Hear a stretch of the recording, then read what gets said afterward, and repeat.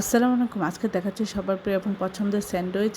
আমরা এর জন্য গাজর এবং শসা ছিলে নিয়েছি। নিয়ে ধুয়ে আমরা ছোটো চিকনি আটা দিয়ে সবজি কাটা দিয়ে আমরা গাজরটা কাটবো, আর মোটাটা দিয়ে আমরা শসাটা কেটে রেখে দেবো। আমরা পাউরুটির সাইডটা আমরা কেটে নিলাম। নিয়ে একটা ব্লেন্ডার জারে আমরা একটা ডিম নিয়ে দুই কোয়া রসুন আর আধা চামচ মরিচের গুঁড়া, এখানে 4 চামচ চিনি দিলাম, আধা স্বাদ মতো দিলাম লবণ, আর এখানে রান্নার রেগুলার তেল দিলাম 3-4 চামচ প্রথমে দিয়ে কিছুক্ষণ ব্লেন্ড করে আবার 3-4 চামচ দিব, আবার ব্লেন্ড করে আবার 3-4 চামচ দিব। দেখুন কতটা পারফেক্ট হয়েছে এই মিউনিসটা। এটা এতটা সুস্বাদু হয়েছিল বলার বাহিরে। আমরা এখন শসা এবং গাজর কুচির সাথে আমরা এই মিউনিসটা মিশিয়ে নিব।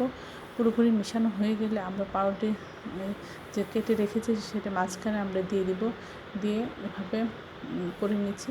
আপনার ছোটো সাইজের পাউরুটি হলে কাটা লাগবে না, আর বড় হলে মাঝখানে কেটে সুন্দর করে এভাবে ডেকোরেশন করবেন, পরিবেশন করবেন। এটা খেতে অসাধারণ হয়েছিল। সবাই আমার চ্যানেলটি লাইক করবেন, শেয়ার দেবেন, সাবস্ক্রাইব করবেন, প্রিয়জনকে বেশি বেশি করে শেয়ার দেবেন। আমার চ্যানেলে সব রকম রান্নার রেসিপি রয়েছে, আশা করি দেখবেন।